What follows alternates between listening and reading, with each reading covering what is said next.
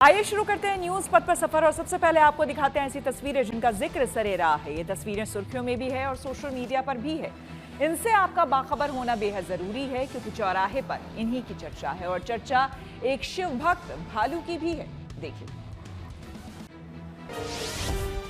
देश भर में आज हड़ताल का तीज की रौनक छाई हुई है। सुबह से ही महिलाएं शिवालयों में पूजा और आरती की थाल लेकर पहुंचने लगी।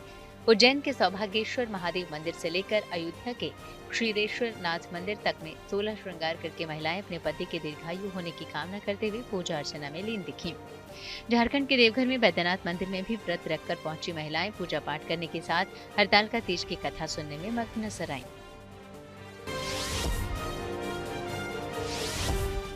छत्तीसगढ़ के कांकेर में एक शिव भक्त भालू का वीडियो सोशल मीडिया पर तेजी से वायरल हो रहा है। पुलिस लाइन स्थित शिव मंदिर में बीती रात एक भालू पहुंचा जिसने बाकायदा मंदिर का घंटा बजाया और फिर वहां खड़ा रहा। जय भगवान। इस वीडियो को देखकर लोगों के बीच चर्चा है कि ये भालू जैसे भगवान भोलेनाथ से कोई मन्नत मांगने पहुंचा हो। भालू के इस वीडियो को मौके पर मौजूद लोगों ने बनाया है, जिसके वायरल होने पर सोशल मीडिया यूजर्स इसे खूब शेयर कर रहे हैं। जय भगवान। गणेश उत्सव को लेकर देश भर में बाप्पा के भक्तों में गजब का उत्साह है। हैदराबाद में इस उत्सव के लिए विशेष रूप से बाप्पा की 69 फुट ऊंची प्रतिमा बनाई गई है। खैरताबाद में उत्सव के 71वें संस्करण पर कल गणेश चतुर्थी के शुभ अवसर पर इस विशाल प्रतिमा का अनावरण होगा। सुबह 9:30 बजे से लेकर 10:30 बजे के बीच बाप्पा के आंखों की पारंपरिक बर्फ की पेंटिंग के साथ अनावरण की तैयारी की गई है। यहाँ इस वर्ष विश्व शांति की थीम पर उत्सव का आयोजन किया जा रहा है।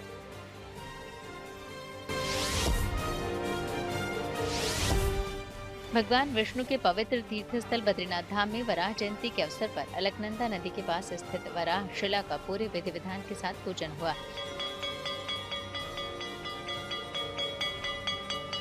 वैदिक मंत्रोच्चार के बीच भक्तों ने भगवान विष्णु के वराह अवतार की पूजा अर्चना की।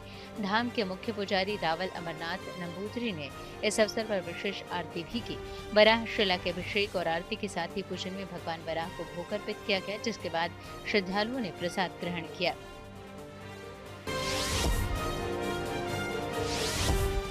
ओडिशा के रायगढ़ रेलवे स्टेशन पर आरपीएफ जवान और कुछ लोगों की दिखाई गई फुर्ती से एक यात्री की जान बच गई। दरअसल ये यात्री ट्रेन में तो चढ़ गया, लेकिन उसका मोबाइल फोन प्लेटफॉर्म पर गिर गया। चलती ट्रेन में उसे उठाने की कोशिश में पैर फिसलने से यात्री प्लेटफॉर्म पर घिसटने लगा। वहां मौजूद लोगों के साथ ही ड्यूटी पर तैनात आरपीएफ के हेड कांस्टेबल ने तेजी से दौड़कर ट्रेन के साथ घसीटते हुए युवक को खींच लिया, जिससे उसकी जान बच गई। न्यूज पथ में आगे दिखाते हैं विटामिन डी की खुराक बुढ़ापे को धीमा कर सकती है। जी हां, हार्वर्ड यूनिवर्सिटी की एक नई स्टडी में सामने आया है कि विटामिन डी न सिर्फ हड्डियों को मजबूत बनाता है बल्कि बढ़ती उम्र की रफ्तार को भी कम कर सकता है। ये रिसर्च एंटी एजिंग के क्षेत्र में नई उम्मीदें जगाती। यानी जो विटामिन डी आपकी हड्डियों को मजबूत करता है वो अब आपको अंदर से भी जवान रखने में मददगार हो सकता है। इस स्टडी में 1000 से ज्यादा बुजुर्ग शामिल थे और उनके रिजल्ट्स ने दिखाया कि जिनके शरीर में विटामिन डी की मात्रा अच्छी थी वे धीरे धीरे बूढ़े हो रहे थे।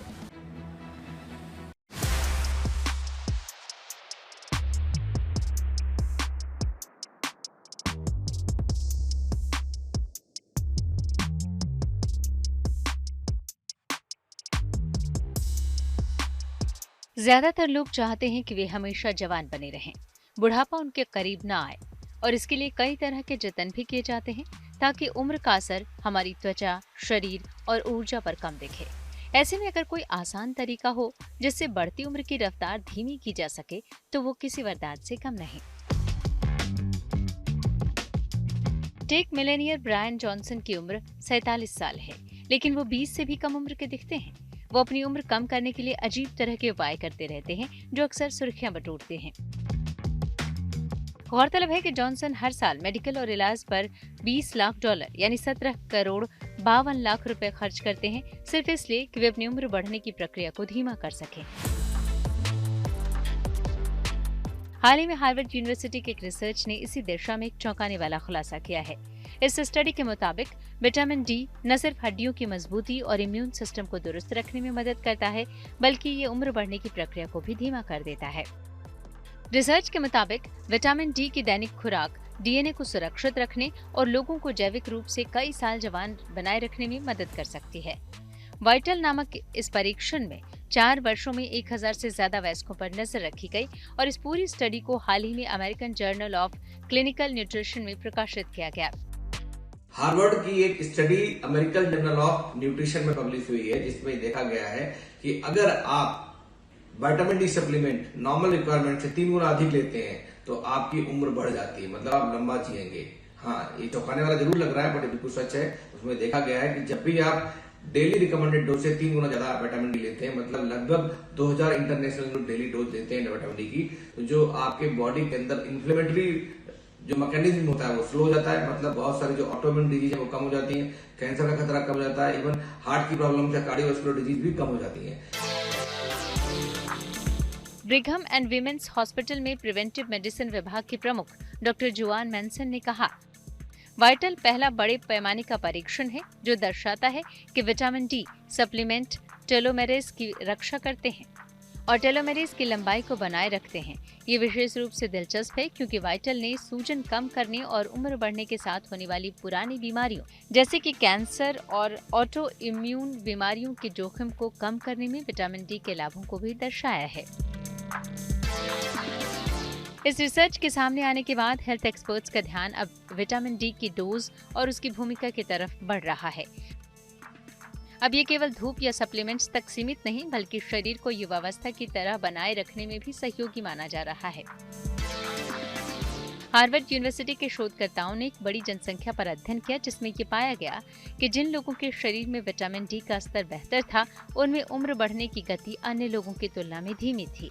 इस स्टडी में जीन एक्सप्रेशन, कोशिका संरचना और सूजन जैसे मापदंडों का विश्लेषण किया गया। स्टडी ने ये भी संकेत दिया कि विटामिन डी उम्र से जुड़ी बीमारियों जैसे डायबिटीज, हार्ट डिजीज और कैंसर से भी सुरक्षा प्रदान कर सकता है। ये रिसर्च सिर्फ एक वैज्ञानिक रिपोर्ट नहीं, बल्कि स्वस्थ और लंबी उम्र की दिशा में एक बड़ा कदम है।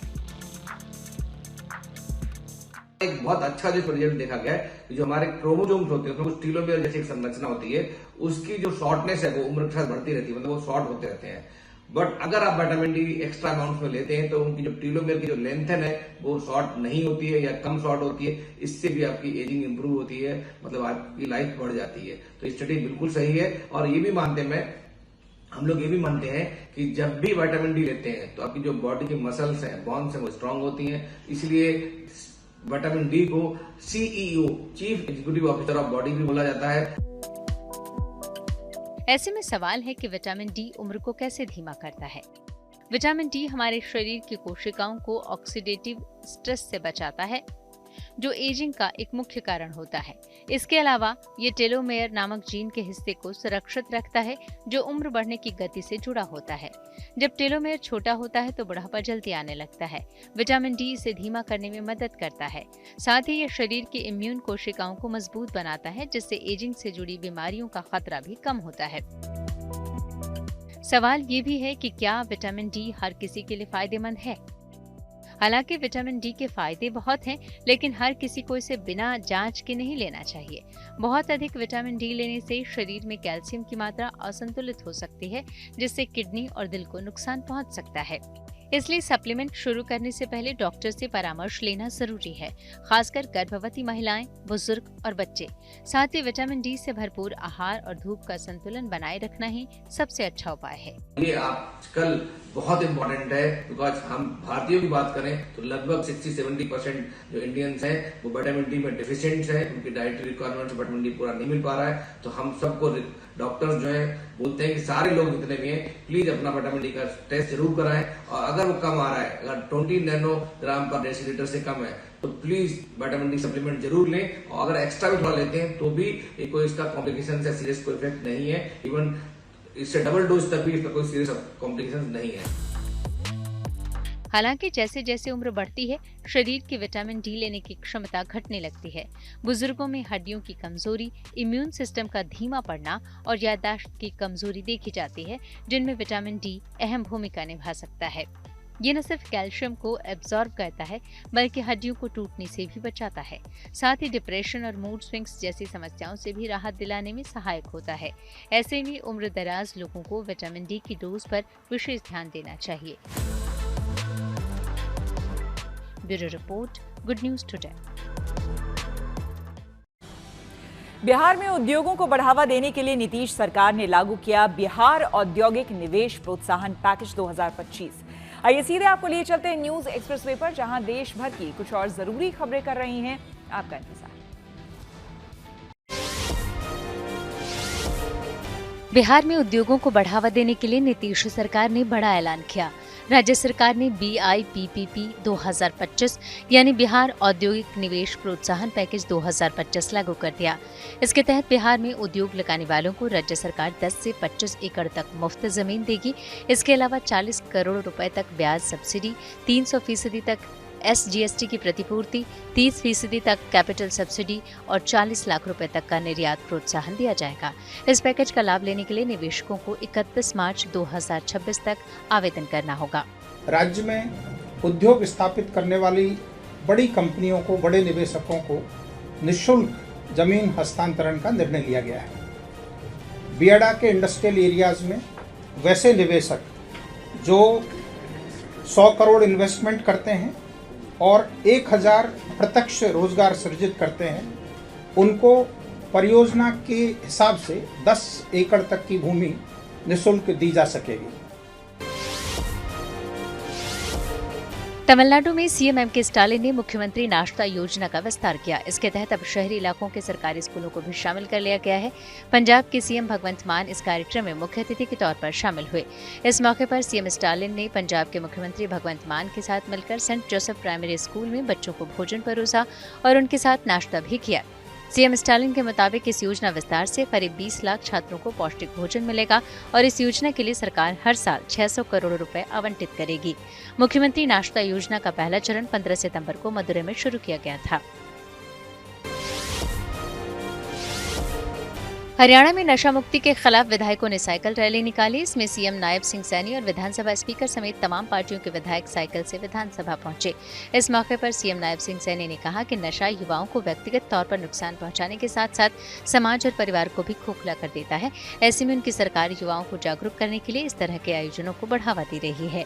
नशे के कारण व्यक्ति गरीबी रेखा के नीचे चला जाता है और धीरे धीरे उसका जो शरीर है वो समाप्त हो जाता है। इस कारण से हमने पूरे हरियाणा प्रदेश के अंदर चाहे साइक्लोथॉन यात्रा हो, चाहे मैराथन हो, राहगिरी कार्यक्रम हो, हम लगातार इन कार्यक्रमों के माध्यम से हरियाणा प्रदेश के युवाओं को जागरूक कर रहे हैं। केंद्रीय मंत्री किरण रिजिजू का एक वीडियो सामने आया है जिसमें वो नदी में फंसे 2 लोगों की मदद करते दिख रहे हैं। दरअसल रिजिजू लद्दाख के द्रास जा रहे थे। ऐसे में उनके साथ गाड़ियों का एक काफिला भी था। किरण रिजिजू के मुताबिक वो द्रास पहुंचते इससे पहले ही उनके काफिले के आगे चल रही एक गाड़ी नदी में गिर गई। उसमें 2 लोग सवार थे। दोनों नदी में गाड़ी के ऊपर खड़े नजर आए। ऐसे में किरण रिजिजू गाड़ी से उतरकर नदी के किनारे पहुंचे और उनकी खैरियत ली। बाद में दोनों को रेस्क्यू किया गया। इसके बाद रिजिजू वहाँ से द्रास के लिए रवाना हुए। खुद उन्होंने इस बारे में सोशल मीडिया पर जानकारी दी है। हरियाणा के सोनीपत के पहलवान काजल ने विदेशी धरती पर देश का मान बढ़ाया। उसने हाल ही में बुल्गारिया में आयोजित हुई अंडर 20 वर्ल्ड चैंपियनशिप में गोल्ड मेडल जीता है। काजल सोनीपत के सेक्टर 23 की रहने वाली है। उसने 72 किलोग्राम वर्ग भार के मुकाबले में चीन के पहलवान को मात दिया है। काजल साधारण परिवार से है। उसके पिता टैक्सी चलाते हैं। 17 साल की काजल भारत केसरी, हरियाणा केसरी और दिल्ली केसरी का खिताब अपने नाम कर चुकी हैं। और न्यूज पथ में अब बात करते हैं गणेश उत्सव की। देश भर में गणेश चतुर्थी का शुभारंभ होने वाला है, यानी कि कल से ये पर्व देश भर में मनाया जाएगा। ये त्योहार भाद्रपद के शुक्ल की चतुर्थी तिथि से शुरू होता है और अनंत चतुर्दशी तक चलता है। ये उत्सव 10 दिनों तक चलता है, जिसकी शुरुआत भगवान गणेश की मूर्ति की स्थापना के साथ होती है। गणेश चतुर्थी को गणेश महोत्सव भी कहते हैं।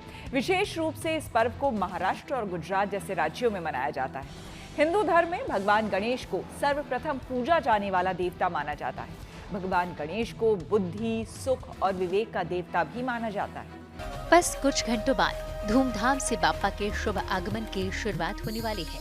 ऐसे में घर और पंडालों में बाप्पा की प्रतिमाओं के आने का सिलसिला तेज हो गया है।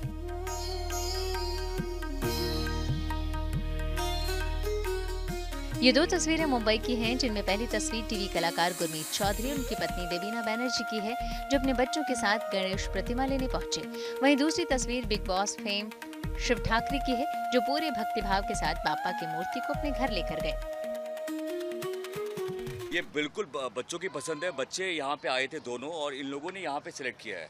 तो इस बार गणपति जो आ रहे हैं वो पिंक कलर के हैं। आई समहाउ फील कि गणपति बप्पा खुद ही अपना प्रिपरेशन कर लेते, तो इसीलिए ज़्यादा टेंशन नहीं है, वो खुद ही सब कुछ कर लेंगे।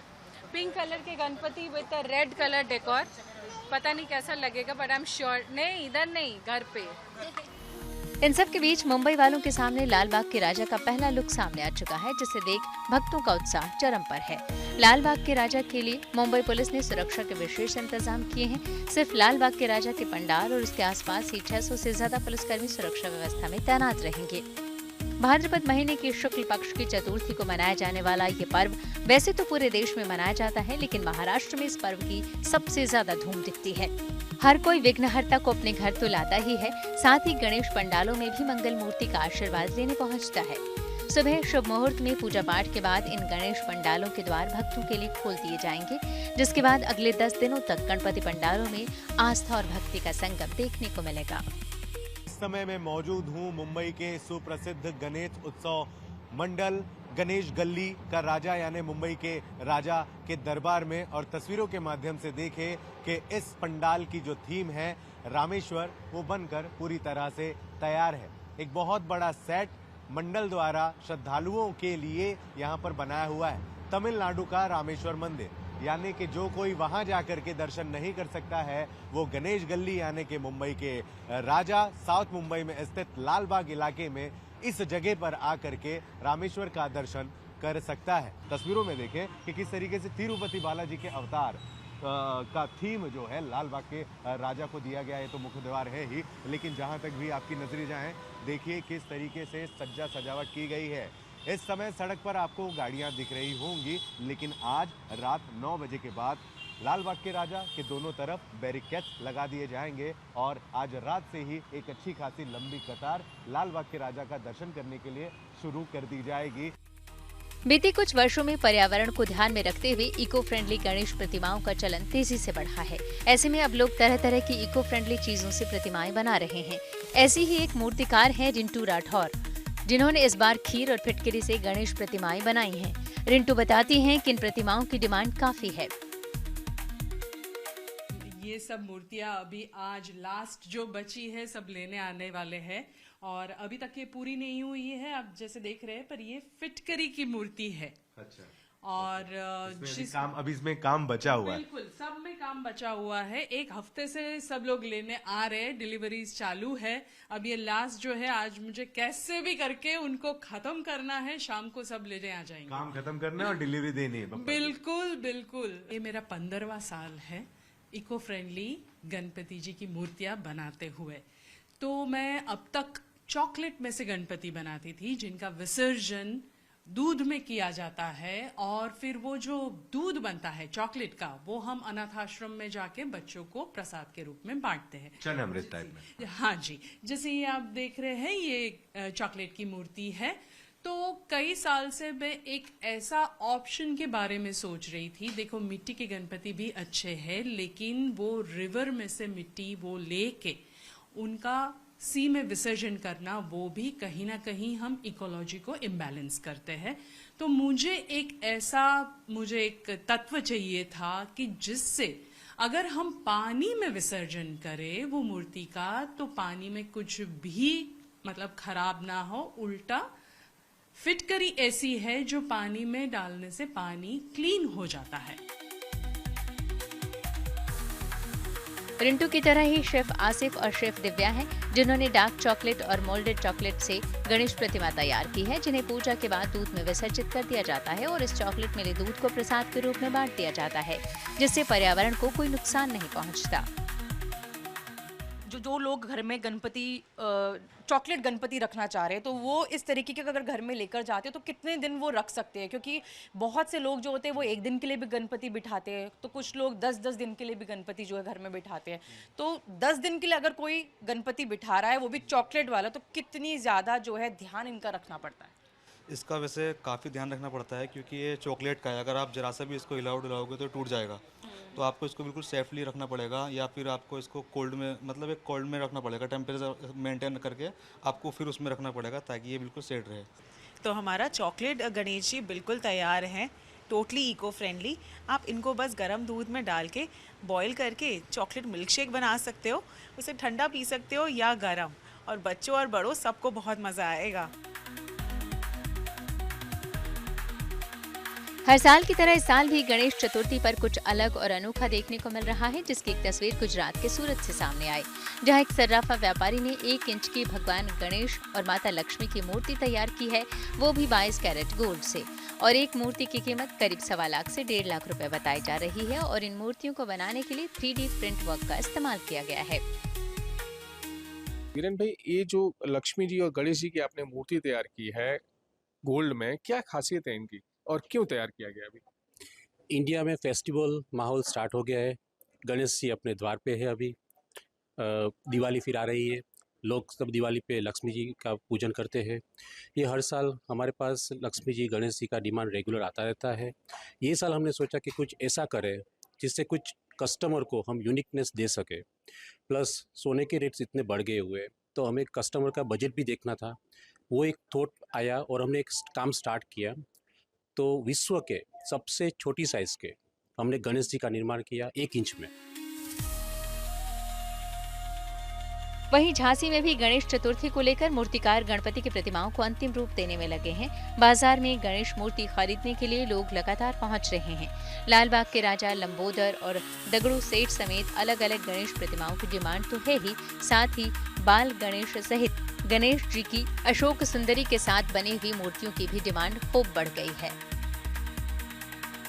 गणेश चतुर्दशी को भगवान गजानन के जन्मोत्सव के रूप में मनाया जाता है। ऐसी मान्यता है कि इस खास मौके पर बाप्पा की पूजा और उपवास करने से रिद्धि सिद्धि के दाता भक्तों का कल्याण करते हैं। यही वजह है कि इस पर्व को लेकर बाप्पा के भक्त जोर शोर से तैयारियों में जुटे हैं। दिल्ली से मनीषा लड्डा, सूरत से संजय सिंह राठौड़ के साथ मुंबई से Dharmendra Dubey, good news today. News पथ पर आगे है धन बाजार, जहां शेयर बाजार से लेकर कारोबार तक की सभी अहम खबरें होती हैं, जिसका सीधा रिश्ता आपकी आमदनी आपकी जेब से होता है। तो तेज रफ्तार खबरों के बीच ये जरूरी खबरें छूट ना जाए, इसलिए सीधे आपको लिए चलते हैं धन बाजार। हफ्ते के दूसरे कारोबारी दिन शेयर बाजार में भारी गिरावट देखने को मिली। मंगलवार को सेंसेक्स 849 अंक लुढ़ककर 80,787 पर बंद हुआ। वहीं निफ्टी भी 256 अंक खसला, ये गिरकर 24,712 पर आ गया। सोने चांदी की कीमतों में तेजी आई। मंगलवार को सोना 600 रुपए महंगा हुआ। इसके साथ ही दिल्ली में 10 ग्राम सोने की कीमत बढ़कर 1,0770 रुपए हो गई।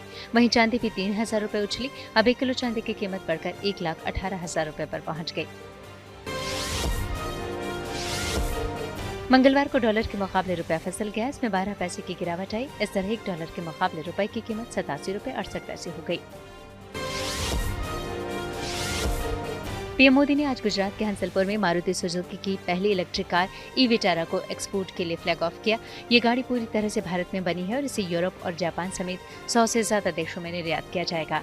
इस मौके पर पीएम मोदी ने लोगों को संबोधित करते हुए कहा कि आज मेक इन इंडिया में नया अध्याय जुड़ा है। अब विदेशों में चलने वाले इलेक्ट्रिक गाड़ियों पर भी मेड इन इंडिया लिखा होगा। ये make in India, make for the world,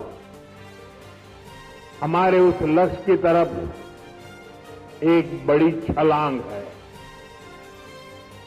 आज से भारत में बने इलेक्ट्रिक व्हीकल्स 100 देशों को एक्सपोर्ट किए जाएंगे।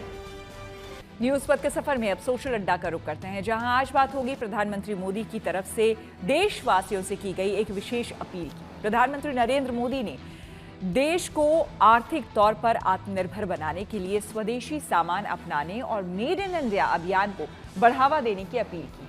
पीएम मोदी ने खासतौर पर देश में त्योहारों के मौसम को देखते हुए दुकानदारों और ग्राहकों से स्वदेशी वस्तुओं को अपनाने पर जोर दिया। ये त्योहारों का मौसम है। अब नवरात्रि, विजयादशमी, धनतेरस, दीपावली, ये सभी त्योहार आ रहे हैं। ये हमारी संस्कृति के उत्सव तो है ही, ये आत्मनिर्भरता के भी उत्सव होने चाहिए। और इसलिए मैं आपसे एक बार फिर अपना आग्रह दोहराना चाहता हूं और आज पूज्य बापू की धरती से देशवासियों से भी मैं बार बार आग्रह कर रहा हूं, हमें जीवन के अंदर एक मंत्र बनाना है। हम जो भी खरीदेंगे वो मेड इन इंडिया होगा, स्वदेशी होगा। घर की साज सज्जा के लिए जो भी सामान हो, मेड इन इंडिया हो। यार दोस्तों को गिफ्ट के लिए कुछ देना है, उपहार वही जो भारत में बना हो, भारत के लोगों द्वारा बनाया गया हो। और मैं विशेष रूप से दुकानदार भाई बहनों को कहना चाहता हूं, व्यापारियों से कहना चाहता हूं, इस देश को आगे बढ़ाने में आप बहुत बड़ा योगदान कर सकते हैं। आप तय कर लीजिए, विदेशी माल नहीं बेचेंगे। और बड़े गर्व के साथ बोर्ड लगाइए कि मेरे यहां स्वदेशी बिकता है। हमारे इन छोटे छोटे प्रयासों से ये उत्सव भारत की समृद्धि के महोत्सव बनेंगे। पीएम मोदी के देशवासियों से स्वदेशी सामान को अपनाने की अपील पर हमने लोगों से बात की और उनकी राय जानी। तरीके का उनका अपील करना कि स्वदेशी अपनाओ, विदेशी को छोड़ो, सबसे पहले इस पे आपका क्या रिएक्शन? बहुत अच्छी अपील है और इतने हाई पोजीशन से अगर ये अपील आती है तो पूरे देश में इसका बहुत पॉजिटिव मैसेज जाता है। सबको अपनाना ही चाहिए। प्रधानमंत्री जी अपनी तरफ से पूरी कोशिश कर रहे हैं। हर एक स्टेप पे वो चाह रहे हैं कि देश का उत्पादन बढ़े, जीडीपी बढ़े। और ये बात तो सबके आगे जाहिर है कि हमारे देश का जो जीडीपी है वही सबसे ज़्यादा अच्छे ग्रोथ के अंदर है, बाकी चाइना या अमेरिका से भी ज़्यादा। ये हमारे देश की ताकत ही तो है जो अमेरिका मजबूर हो गया हम पे डबल टैरिफ लगाने पे। तो प्रधानमंत्री जी का मैसेज बिल्कुल सही और अच्छा है। उनकी कोशिश अच्छी है, मेक इन इंडिया अच्छा है। टाइम लगेगा ज़रूर, अभी तक ग्रीन फील्ड थी सारी जगह, अब कोशिश हो रही है तो और बेटर ही रिजल्ट आएंगे। लेकिन आपको क्या लगता है जो ग्राहक है वो स्वदेशी पसंद करते हैं विदेशी? मैम देखिए, स्वदेशी और विदेशी का डिफरेंस सिर्फ यही है कि हमारे यहाँ जो प्रोडक्शन है अगर उसका लेवल हम बढ़ा देते हैं तो हमारे यहाँ कोई कमी थोड़ी किसी चीज़ की।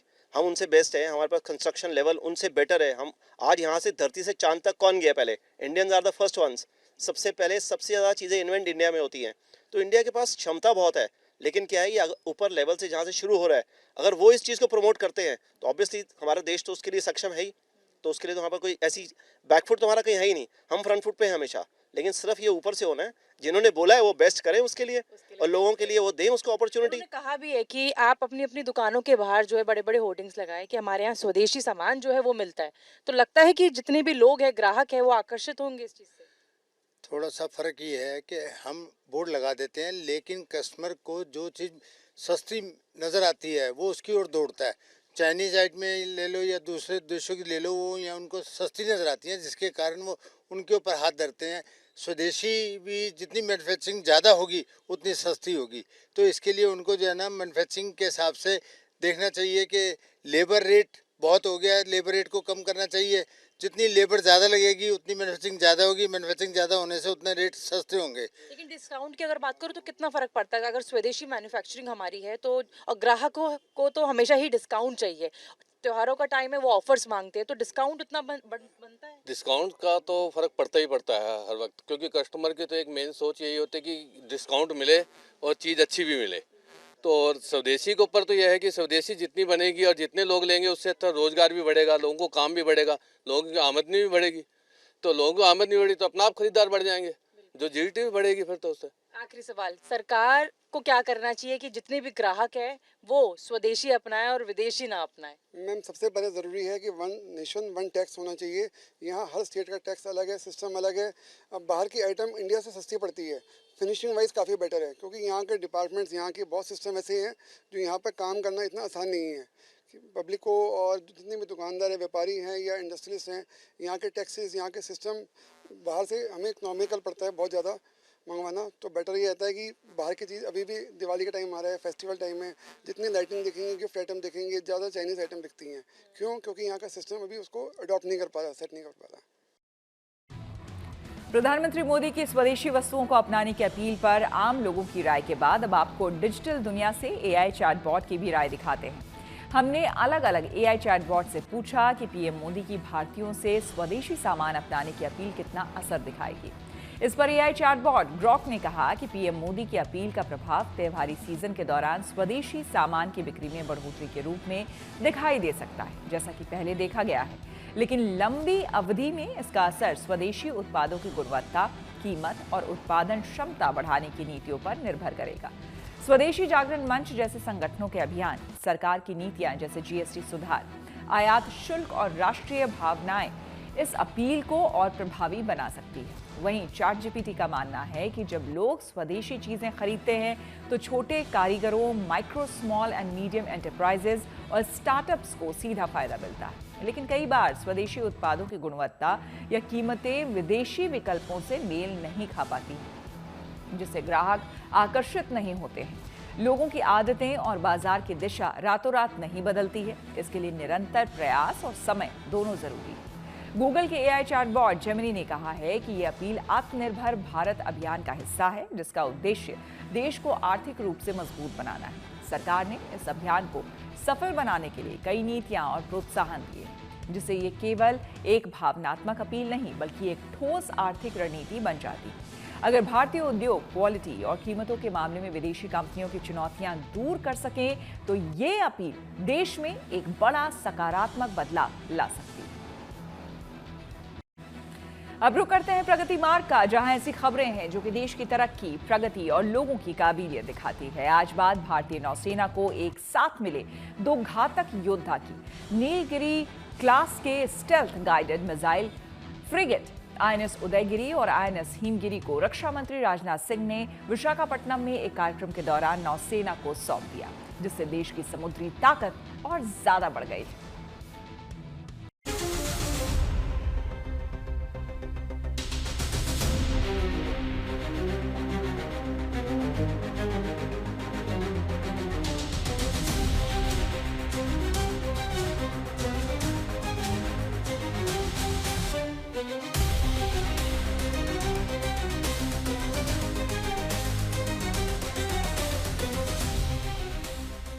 समंदर में हिंदुस्तान की ताकत को और बुलंद करने के लिए 2 नए योद्धा तैयार हो चुके हैं, जो न सिर्फ चीन का गुरूर तोड़ेंगे बल्कि पाकिस्तान के नापाक इरादों को भी पस्त कर देंगे। भारतीय नौसेना को मिल गई है आईएनएस उदयगिरी और आईएनएस हिमगिरी की ताकत। इंडियन नेवी के ये 2 अत्याधुनिक स्टेल्थ फ्रिगेट हैं, जिन्हें विशाखापट्टनम में एक साथ कमीशन कर दिया गया। ये पहला मौका है जब 2 अलग अलग शिपयार्ड में बने 2 बड़े युद्धपोतों को एक साथ रक्षा मंत्री राजनाथ सिंह ने औपचारिक रूप से नौसेना में शामिल किया।